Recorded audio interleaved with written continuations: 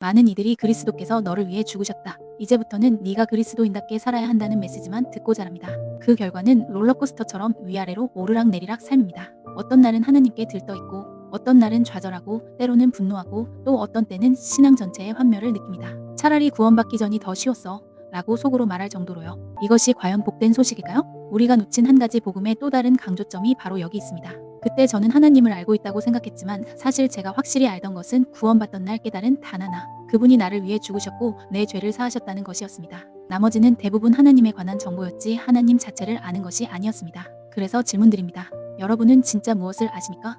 그리스도께서 너희 안에 계시니 영광의 소망이라는 이 진리, 그것을 알고 있습니까? 아니면 그에 관한 사실만 알고 있습니까?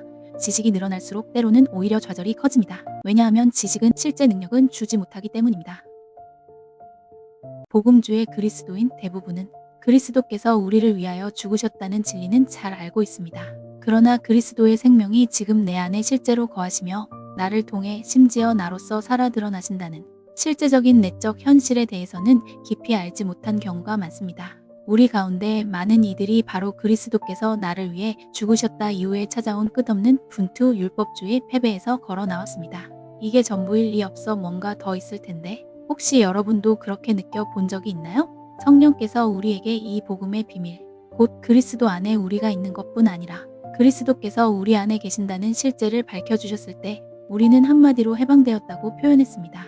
해야 한다 또는 해서는 안 된다는 끝없는 속박, 성경의 율법, 교단이나 지역교회의 규칙, 우리가 스스로 세운 규칙을 지키려는 강박으로부터 자유롭게 되었습니다. 제가 자유라고 말하면 오해될 수 있다는 것도 압니다.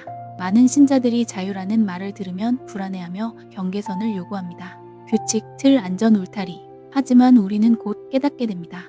우리는 그 규칙을 완벽히 지킬 수 없고 그 규칙들이 우리가 기대한 것을 결코 이루어주지 못한다는 사실을요. 그럼에도 우리는 여전히 그것들을 붙들고 싶어 합니다. 마치 은근히 퍼지는 영적 질병과도 같습니다. 성령 안에 참된 자유 속에 완전히 놓여 사는 것. 이것이 우리에게 너무 벅차게 느껴질 때가 많습니다. 먼저 고린도후서 4장 18절을 봅시다. 우리가 주목하는 것은 보이는 것이 아니요 보이지 않는 것이니 보이는 것은 잠깐이요 보이지 않는 것은 영원함이라. 고린도후서 4장 18절. 제가 선 라인이라는 그림을 사용하는 이유는 성경이 말하는 이 두 영역, 보이는 시간적 영역과 보이지 않는 영원한 영역을 시각적으로 구분해 이해하기 쉽도록 하기 위함입니다. 실제로 영적 세계에는 물리적 선이 존재하는 것이 아닙니다. 그러나 가르침을 위해 칠판에 하나의 선을 그어 그 위쪽을 보이지 않고 영원한 영역, 아래쪽을 보이고 일시적인 영역으로 표시하면 매우 유용한 도구가 됩니다. 한번 들으면 잊기 어렵습니다. 우리는 모두 이 아래 영역, 즉 보이고 시간에 묶인 세계에서 일상을 살아갑니다. 여기에 모든 것은 물질적이고 불완전하며 조각나 있고 시간의 흐름 속에 제한되어 있습니다. 과거, 현재, 미래, 씨 뿌림, 자람, 거둠, 출생, 삶, 죽음. 이런 단어들이 이 영역을 설명합니다. 성경적으로도 이 영역은 시작을 가졌고 언젠가 끝에 이를 것입니다. 바울은 이 기간을 이 세대라고 부릅니다. 우리 개인에게도 여러 시작점이 있습니다. 자연적 출생, 거듭남, 구원의 시작, 신앙생활의 여정 등 또 육체적 죽음의 끝, 이 땅에서의 신앙 여정의 끝이 있습니다. 이제 고린도전서 2장으로 가봅시다. 1절에서 5절. 바울은 고린도에 처음 갔을 때 예수 그리스도와 그가 십자가에 못 박히신 것, 즉 그리스도께서 우리를 위하여 죽으심을 전했다고 회상합니다. 그러나 6절 이후 그는 강조점을 바꿉니다.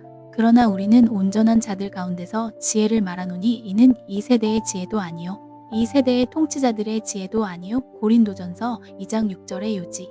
여기서 이 세대는 방금 말한 그 시간적 영역, 즉 전체 창조로 시작되어 종말로 끝나는 역사적 기간을 가리킵니다. 바울은 자기가 전하는 지혜가 이 아래의 영역에서 나온 것이 아니라 위의 영역, 보이지 않고 영원한 영역, 곧 신비의 영역에서 온 것이라고 말합니다. 추리소설에서 미스터리가 처음엔 감춰졌다가 나중에 드러나듯 성경적 신비도 한때 숨겨져 있었으나 계시의 때에 공개되는 진리를 말합니다. 복음의 신비 가운데 하나는 복음이 유대인만이 아니라 이방인에게도 주어졌다는 사실이었습니다. 초대 유대 신자들에게 이것은 충격적인 새 계시였습니다. 그러나 오늘 우리가 집중하려는 더 큰 신비는 바로 이것입니다. 그리스도께서 너희 안에 계시니 이 영광의 소망이라. 골로새서 1장 27절. 바울은 이 진리가 만세와 만대로부터 감추어졌던 비밀이었으나 이제 드러났다고 말합니다. 바울과 동역자들은 성령께 이 신비를 계시받았고 이를 통해 다른 성도들에게 전달하는 통로가 되었습니다. 그는 이것을 하나님의 깊은 것들이라 부릅니다. 우리는 지금 이 영상에서 바로 그 하나님의 깊은 것들, 보이지 않고 영원한 진리들을 함께 살펴보는 것입니다. 위쪽 영역은 시작도 끝도 없습니다. 시간, 즉 과거, 현재, 미래에 의해 제한되지 않습니다. 하나님께는 모든 것이 지금입니다. 아래쪽은 시간적, 위쪽은 영원한.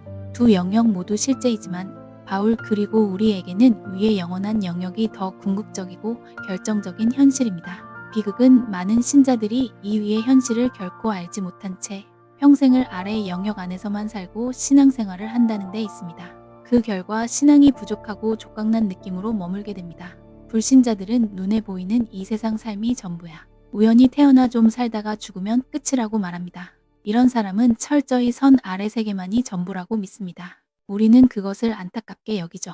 구원은 받았으나 거기서 멈춘 신자. 예수님이 내 죄를 사하셨어. 난 구원받았어. 여기까지는 위의 영역이 조금 열린 것입니다. 그러나 그 이후 내적 실제, 즉 그리스도 안의 생명, 그리스도께서 내 안에 사신다로 더 깊이 들어가지 못하면 여전히 아래 세계 중심의 신앙에 머물 수 있습니다.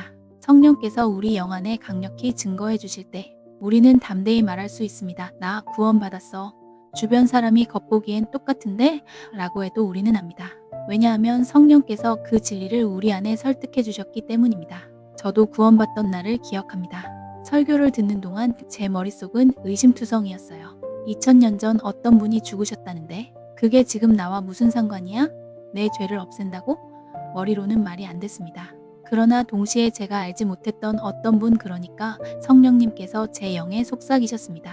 그건 진실이다, 진실이다. 그 짧은 순간 저는 보이는 예수에서 보이지 않는 참된 하나님의 아들, 세상 죄를 지시는 어린 양으로 시선을 옮겼고 믿었고 구원받았습니다. 이후 몇 주 동안 성령께서는 계속 제게 확신을 주셨습니다. 너는 구원받았다. 고린도전서 2장 11절은 이렇게 묻습니다. 사람의 일을 사람 속에 있는 사람의 영 외에 누가 알리요? 인간 존재의 중심은 단순히 혼과 몸이 아니라 영입니다. 참된 삶은 두뇌가 아니라 이 영에서 시작합니다.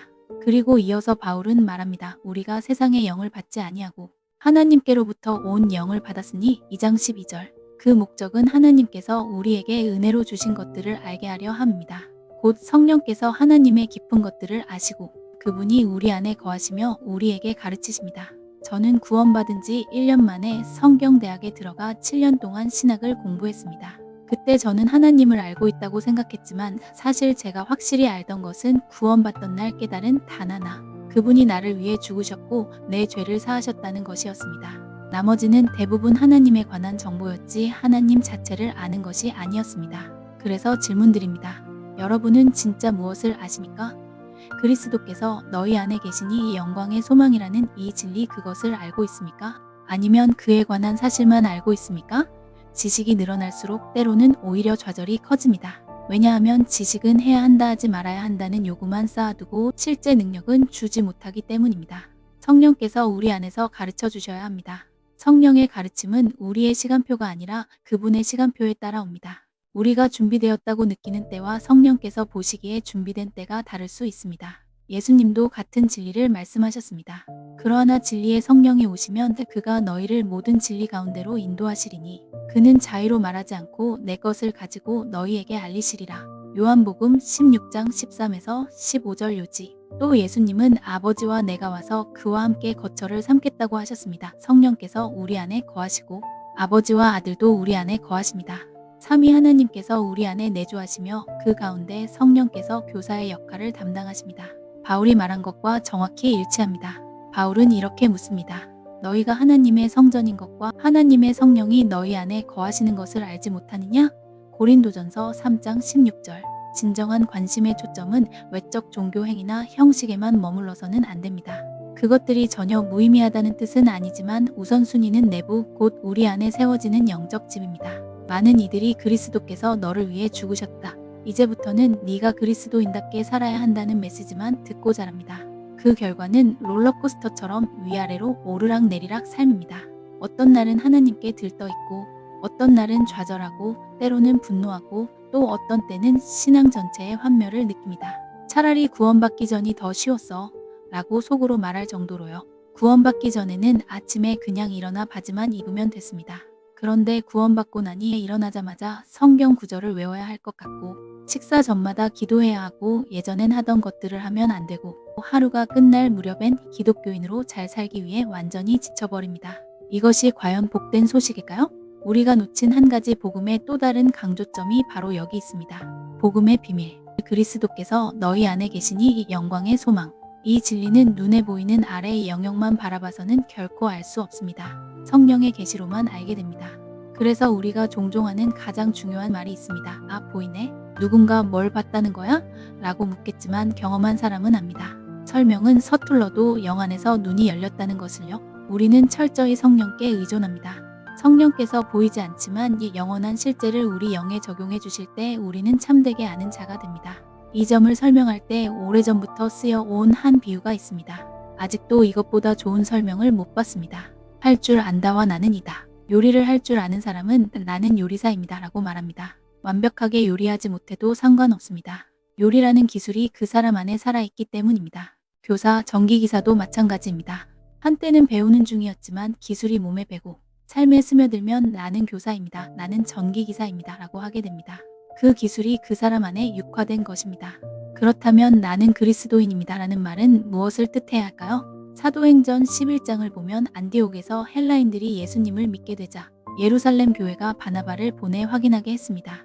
바나바는 그들을 보고 기뻐하며 가르쳤고 또 다소에 있던 바울을 데려와 1년 동안 함께 많은 사람들을 가르쳤습니다. 그 1년의 가르침 이후 제자들이 자신들을 부르는 새로운 이름을 채택했지요. 크리스천.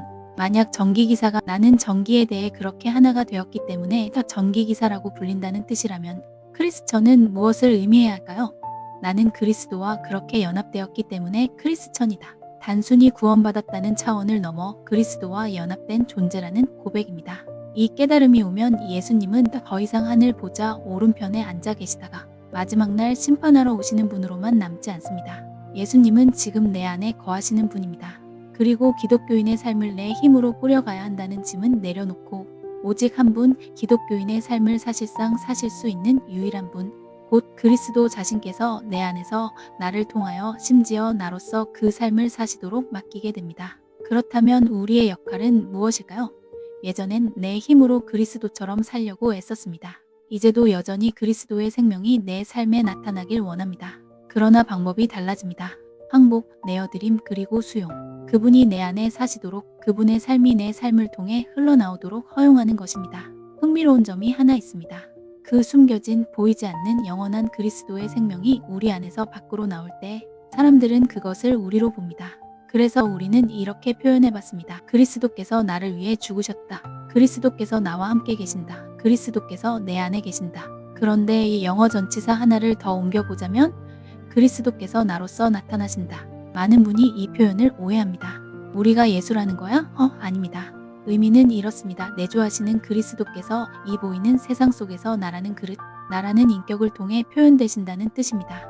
예수님도 이렇게 말씀하셨습니다. 나를 본 자는 아버지를 보았느니라. 아버지는 보이지 않는 분이지만 예수님을 보면 아버지를 본 것입니다. 예수님은 또 말씀하셨습니다. 내가 하는 일들은 내 것이 아니라 내 안에 거하시는 아버지께서 하시는 것이다. 내가 하는 말들도 내 것이 아니라 아버지께서 내 안에 거하시며 하시는 것이다. 겉으로 보기엔 예수님이 말씀하시고 행동하시는 것처럼 보였지만 그 근원은 아버지였습니다. 마찬가지로 오늘 우리를 통해 나타나는 사랑말 행동을 사람들은 우리 것이라고 볼 것입니다. 그들은 고마워요. 당신이 나를 도와줬군요 라고 말하겠죠.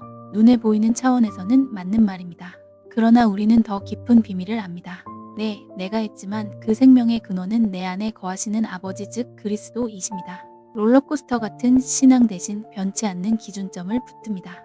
예수 그리스도는 어제나 오늘이나 영원토록 동일하시니라. 그분이 내 안에 계십니다.